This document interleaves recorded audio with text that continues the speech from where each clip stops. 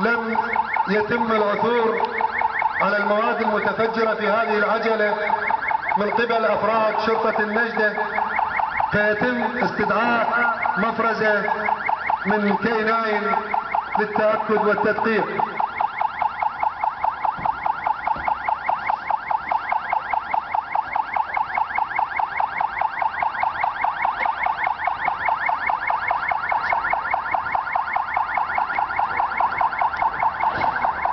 تباشر مفرزة K9 بتفتيش العجلة، حيث ان الكلب البوليسي يجلس قرب المادة المتفجرة حال العثور عليها.